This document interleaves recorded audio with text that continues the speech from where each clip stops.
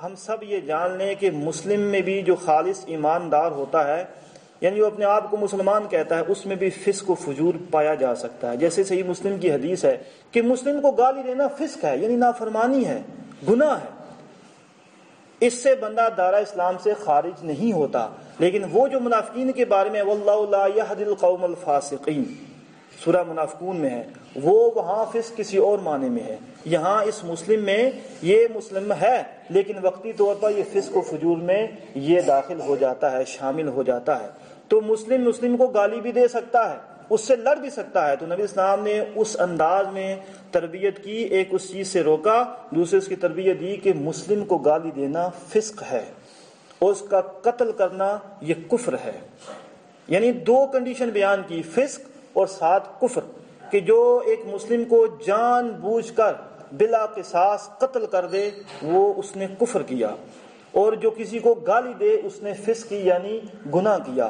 اس لیے ہر ایک کلمہ پڑھنے والے کا یہ حق بنتا ہے کہ وہ جب لا الہ الا اللہ کہتا ہے، دیکھیے ہم لا الہ الا اللہ پڑھتے ہیں تو کیا بغیر تحقیق و تفتیش کے پڑھتے ہیں؟ ایک بندے کو پتہ ہے کہ یہ الہ اللہ تعالیٰ ہے اور یہ جو اس کا ند ہے جس کو مشکل کشا یا حاجت روا کہا گیا ہے، وہ سمجھ کر کلمہ پڑھتا ہے۔ اس لیے اللہ تعالیٰ نے سورہ محمد میں یہ فرمایا فَعْلَمْ أَنَّهُ لَا إِلَهَ إِلَّا اللَّهُ، بس تم لا الہ الا اللہ کا یعنی خوب علم حاصل کر لو۔ امام بخاری اس کا باب بھی اپنی بخاری میں لائے ہیں، یعنی عمل سے فعل سے پہلے اس کا علم ہونا چاہیے انسان کو کہ میں کر کیا رہا ہوں۔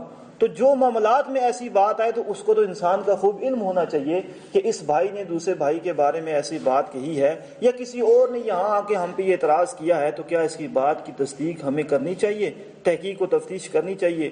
کتنے معاملات ایسے ہیں آج بھی دنیا میں، کتنے لوگ دوسروں پہ اعتراضات کرتے ہیں تو وہ باتیں سنی سنائی ہوتی ہیں، جب دلائل کا موقع آتا ہے، جب دوسرے فریق کو بلایا جاتا ہے تو جس نے تو یوں سنی سنائی بات کر دی ہو تو وہاں وہ پریشان ہو جاتا ہے، اسے پشیمانی کا سامنا ہوتا ہے، وہ نادم ہو جاتا ہے۔ کیوں؟ کیونکہ اس نے بغیر تحقیق بات سنی اور اس پہ عمل کر دی اور آگے بیان کر دی۔ جیسے ایک بھائی کے بارے میں کوئی کہہ دے کہ وہ ایسا ہے تو ہمیں اس کے بارے میں اچھا گمان کرنا چاہیے، کیونکہ بعض جو گمان ہیں وہ گناہ ہیں، اسی سورہ میں بیان کیا۔ اور جب کوئی ایسا معاملہ آ جائے تو اسی سورہ میں ہے کہ تم اپنے ایماندار بھائیوں میں فاصلحوا، دونوں میں صلح کرا دو، بین اخویکم، اپنے ان دونوں بھائیوں میں آپ صلح کرا دو۔ یعنی اگر کوئی غلط فہمی ہے تو اس کو قرآن و حدیث کے مطابق آپ صلح کرا دیں، تو وہ تب ہی ہو سکتی ہے کہ جب بندہ دونوں فریق کی بات سنے، جب اس لائی ہوئی خبر کی پوری تحقیق کرے۔ جب وہ تحقیق پوری نہیں کرے گا تو وہ صلح نہیں کرا سکتا، وہ لازماً ایک کا حق مارے گا اور دوسرے کی سائڈ دے گا۔ یہ عام دنیا کے قانون، دنیا کے اس دور میں بھی عام ہے، اور دین کے جتنے بھی آج دعوے دار ہیں کہ ہم ایسا کرتے ہیں، وہاں اکثر یہ پایا جاتا ہے کہ اپنے جو ساتھ والے ہیں جن سے محبت کی جاتی ہے ان کے حق میں زیادہ تر فیصلے کر دیے جاتے ہیں اور دوسرے کو نظر انداز کر دیا جاتا ہے۔ کیوں؟ کیونکہ جی اس نے اتنے بندوں کے خلاف بات کی ہے، کیوں جی اس کے بارے میں یہ شہادت ملی ہے کہ یہ جی فلاں فلاں بندے کے ساتھ اٹھتا بیٹھتا ہے، اس کا یہ فعل ہے، حالانکہ اس کی دلیل نہیں دیکھی جاتی، بس سنی سنائی بات، اور سنی سنائی بات کو اس پہ چسپاں کر کے اس کو مجرم ٹھہرا دیا جاتا ہے۔ جب وہ دلیل سے بات کرتا ہے کہ آپ کے بغل میں آپ کے دائیں یا بائیں یہ جو شخص بیٹھا ہے یہ تو ایسا بدنام زمانہ ہے، اس کے بارے میں تو کتنے لوگ گواہ ہیں، اس پہ یہ قانون کیوں نہیں، مجھ پہ کیوں ہے؟ تو وہاں وہ کہتے ہیں نہیں جی بس ہم نے فیصلہ کر دیا، جو کر دیا وہ بس پتھر پہ لکیر ہو گیا۔ کیونکہ انسان دوسروں کے لیے اچھا جج ہے اور اپنے لیے اچھا وکیل ہے۔ وہ جب اپنی اسے کمزوری کو دکھاتا ہے آئینہ، تو یہ دیکھو آئینے میں اپنی شکل، آپ کے اندر بھی یہ کمزوری ہے، تو پھر وہ اپنا وکیل بن جاتا ہے، آئیں بائیں شائیں کرتا ہے، اپنا وہ دفاع کرتا ہے۔ لیکن جب دوسرے کسی سے ایسی غلطی ہو جائے اس کے لیے بڑا سخت قاضی بن جاتا ہے، آرڈر از آرڈر، وہاں اس کا یہ کام ہوتا ہے کہ نہیں بس ہم نے کہہ دیا۔ اور یہ جو دین اسلام ہے یہ امت لیول پہ انسان کو سمجھنا چاہیے اور لوگوں کو سمجھانا چاہیے۔ یہ چند اشخاص کا اکٹھا ہو جانا یا کسی چیز کو یوں قید کر لینا یہ اس کا نام نہیں ہے، اس کے بہت سے شعبے ہیں۔ اسی شعبے میں سے یہ ہے کہ کوئی بھی خبر ہو ایسی اس کی تحقیق کریں، کیونکہ یہ ایک ایسا عمل ہے جو مسلم جماعت میں یہ بگاڑ پیدا کر دیتا ہے، اس کو یہ ٹکڑے ٹکڑے کر دیتا ہے۔ اور آج اور اس سے پہلے بھی جتنے لوگ ٹکڑے ٹکڑے ہوئے وہ اسی طرح بے بنیاد خبروں ہی کی اصل وجہ ہے کہ کسی کے بارے میں کوئی خبر لائی، بغیر تحقیق کیے اس پہ رائے قائم کی، چند اشخاص کو بٹھایا، اس کا موقف سنے بغیر اس کے بارے میں فیصلہ کیا اور لوگوں میں بات مشہور کر دی، اور پھر معاملہ یہاں تک آتا ہے کہ ضد کی وجہ سے نہ جانے وہ ایک دوسرے کو کیا کیا کہہ دیتے ہیں۔ ان کو اس وقت قرآن و حدیث بھول جاتا ہے اور یوں وہ بڑے بلند بانگ دعوے کرتے ہیں ممبر رسول پر بیٹھ کر، خاص کر جمعے کے جو ان کے خطبے ہوتے ہیں اس میں یہ بڑے چیختے ہیں کہ ما انا علیہ واصحابی۔ تو نبی اسلام نے یہ تو نہیں فرمایا کہ ما انا علیہ اصحابی والے وہ قرآن و حدیث کو نہیں مانیں گے۔ اللہ نے جو بات بیان کی سورہ محمد میں کہ یا ایھا الذین آمنوا اطیعوا اللہ واطیعوا الرسول ولا تبطلوا اعمالکم، کہ اے ایمان والو اللہ کی اطاعت کرو، اس کے رسول کی اطاعت کرو اور اپنے اعمال ضائع مت کرو۔ تو یہ اعمال ہیں، یہ نفاق، یہ فسق، یہ فجور، یہ شرک، یہ کفر، تو یہ باتیں نظر انداز کرنے والی نہیں ہیں، یہ بڑی اہمیت کی حامل ہیں۔ اپنے اوپر جج بنتے ہیں کہ اگر ہم میں یہ خرابی پائی جاتی ہے تو ہم اس کو دور کیسے کریں، اس کا کیا ہے، کس طرح ہم اس کو دور کریں گے۔ تو جب بندہ یہ اپنا محاسبہ کرے، اپنے گربان میں جھانکے کہ کہیں خرابی یہ مجھ میں تو نہیں ہے، دوسروں کے بارے میں تو یہ بیان کرتا ہوں کیا مجھ میں تو نہیں پائی جاتی، تو وہ اپنی اصلاح اچھی کر لیتا ہے۔ انسان اپنے آپ کو دوسروں سے بہتر سمجھتا ہے کہ میں کتنے پانی میں ہوں، کہ ہمیں مفتی بن کر فیصلہ نہیں کرنا، ہمیں ایک دائی کے طور پر قرآن و حدیث کو لینا اور اسی طرح آگے بیان کرنا ہے۔ اور اگر کسی نے کوئی ایسے رائے قائم کی کہ یہی جو میں نے منہ سے بات نکال دی یہی حرف آخر و پتھر پر لکیر ہو، اور پھر معاملہ اتنا خراب ہوتا ہے کہ ہر بندے کی بات سن کر بندہ کسی کے بارے میں بھی رائے قائم کر لیتا ہے۔ تو اس آیت میں مالک کائنات ایمان والوں کو یہ جو ندا اللہ تعالیٰ نے لگائی ہے ان کے لیے، اس میں بہت بڑا سبق ہے کہ کوئی بھی خبر آپ کے پاس آئے، کوئی بھی خبر آپ کے پاس کوئی لائے تو آپ اس کی فتبینوا تحقیق کر لیا کریں، اور اگر آپ ایسا نہیں کریں گے تو کسی قوم پر چڑھ دوڑیں گے، کسی کے ساتھ زیادتی کر جائیں گے تو پھر آپ اس کے بعد نادم ہو جائیں گے۔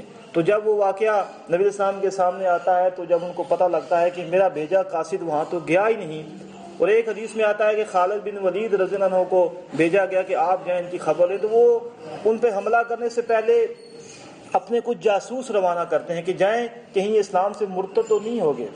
تو وہ جاتے ہیں تو مسجد میں اذان بھی ہو رہی ہوتی ہے، اس کے بعد وہ صلاح بھی ادا کرتے ہیں، وہ بڑے خوش ہوتے ہیں کہ نہیں معاملہ تو ایسا نہیں ہے، تو اللہ تعالیٰ ان کو ان پہ حملہ کرنے سے اس طرح بچا لیتا ہے۔ جیسے خالد بن ولید رضی اللہ عنہ نے، ان کا واقعہ کتاب المغازی میں آتا ہے کہ وہ ایک قوم پر حملہ کرتے ہیں، ان کے کچھ لوگ ان کی قید میں آتے ہیں، عبداللہ بن عمر جیسے صحابی رسول بھی وہ ان کے ساتھ اس لشکر میں شامل ہوتے ہیں، تو وہ چند قیدی سب کو تقسیم کر دیتے ہیں۔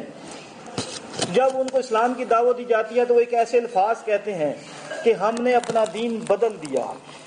تو اب خالد بن ولید یہ اجتہاد کرتے ہیں کہ شاید انہوں نے دین اسلام کا انکار کر دیا، نحن صابی الفاظ ہیں کہ ہم نے اپنا دین بدل لیا، یعنی ان کا مقصد کہنے کا یہ تھا کہ ہم نے یہ جو جاہلیت کا دین چھوڑ کر ہم نے اسلام قبول کر لیا۔ لیکن خالد بن ولید رضی اللہ عنہ جیسے شخص جن کو اللہ تعالیٰ کے نبی اسلام نے اپنے زبان مبارک سے ان کے بارے میں تعریفی کلمات کہے ہیں، سیف اللہ کا لقب ان کو دیا ہے، ٹھیک ہے، اور ان پہ اللہ تعالیٰ نے کتنے ہی ان کو انعامات اور رحمتیں کی ہیں، وہ پہلے بھی عزت والوں میں سے تھے جب وہ جاہلیت میں تھے، جب وہ اسلام میں آئے تو تب بھی اللہ تعالیٰ نے ان کو اور عزت دی ہے۔ تو ان جیسا شخص دیکھیے وہ حکم دیتے ہیں اپنے سب ساتھ والوں کو، ان میں عبداللہ بن عمر بھی شامل ہے کہ آپ ان کو قتل کر دیں۔ عبداللہ بن عمر نے کہتے ہیں کہ میں ان کو قتل نہیں کروں گا، اپنے غلام کو، اس نے تو اسلام قبول کر لیا۔ خالد بن ولید رضی اللہ عنہ چند اشخاص کو قتل کرا دیتے ہیں۔ عبداللہ بن عمر رضی اللہ عنہ نبی اسلام کے پاس معاملہ لے کر آتے ہیں کہ انہوں نے تو اس طرح کہا، دیکھیے تو نبی اسلام اپنے ہاتھ اٹھا کر کہتے ہیں کہ اے اللہ میں خالد کے فعل سے بری ہوں بری ہوں بری ہوں۔ دیکھیے اپنی رائے، ہم نعوذ باللہ من ذالک صحابی رسول پر بہتان نہیں باندھ رہی ہے، زبان درازی نہیں کر رہے، ایک مسئلہ ہے بیان کرنے کا۔ دیکھیے انسان اگر کسی سے مشورہ کر لے، اس خبر کی پوری تحقیق کر لے تو اس میں خیر ہوتی ہے۔ تو نبی اسلام نے ان کے اس فعل سے بیزاری کا اعلان کیا کہ میں اس سے بیزار ہوں۔ اور کتنے لوگ، وہ جو عبداللہ بن عمر تھے وہ بطور ان کو لشکر کا امیر مانتے تھے، لیکن انہوں نے ان کی بات وہاں نہیں مانی۔ اور آج کل یہ بہت مسالک میں یہ بات بیان کی جاتی ہے کہ آپ پہ ان کی اطاعت لازم ہے۔ یہ جو اطاعت کا شرک ان میں اس طرح گھس آیا نا، یہ اطاعت کا شرک بہت خطرناک ہے۔ بلند بانگ دعوے ہیں کہ ہم اطیع اللہ و اطیع رسول کے ہیں، لیکن یہ نہیں دیکھتے کہ ہم اس کی زبان میں سے ہم قول یہ ادا کریں، اس کی آڑ میں ہم اطاعت کر کس کی رہے ہیں۔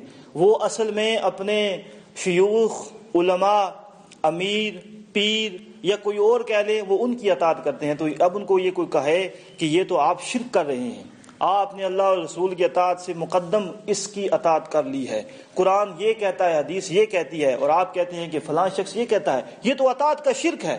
شرک آپ بھی تو پایا جاتا ہے۔ آپ ایسا نہ کریں، لوگوں کو ایسا درس نہ دیں، آپ اس کی تحقیق کریں۔ اختلافی مسئلہ کوئی بھی ہو، اس پہ ہر ایک کو رائے کا حق ہے۔ مشہور واقعہ ہے، علی رضی اللہ عنہ جیسے شخص 6 مہینے تک، یہ صحیح بخاری کتاب المغازی میں حدیث ہے، یہ تفصیلی حدیث ہے، 6 مہینے تک انہوں نے ابو بکر صدیق رضی اللہ عنہ کی بیعت قبول نہیں کی۔ 6 مہینے تک۔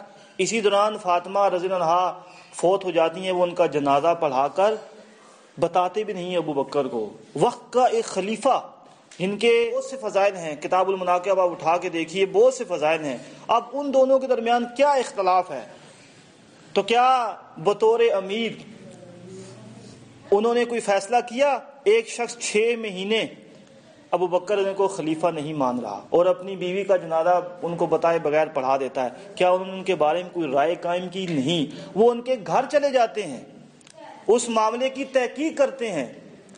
لوگ باتیں اس وقت بھی کرتے ہوں گے، لیکن نہیں، وہ ان کے گھر چلے جاتے ہیں، ان کے وجہ پوچھتے ہیں کہ آپ نے ایسا کیوں کیا، بغیر کوئی فتویٰ، بغیر کوئی رائے قائم کی ہوئی۔ دیکھیے ان پہ اللہ تعالیٰ نے اس طرح رحم کیا تھا، کیونکہ وہ نرم دل تھے، وہ سخت دل نہیں تھے، وہ خیر کے طلبگار تھے، وہ شر نہیں چاہتے تھے، ان میں صلہ رحمی تھی، ان میں تکبر نہیں تھا، اور وہ اس کے گھر چلے جاتے ہیں، بٹھاتے ہیں، اس کے سامنے بیٹھ جاتے ہیں۔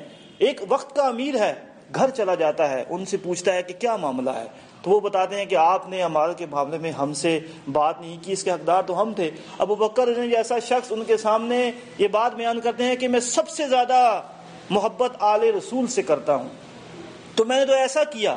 جب ان کو پتہ لگتی ہے تو علی جیسا شخص وہ کہتے ہیں کہ ہاں آپ نے صحیح کیا۔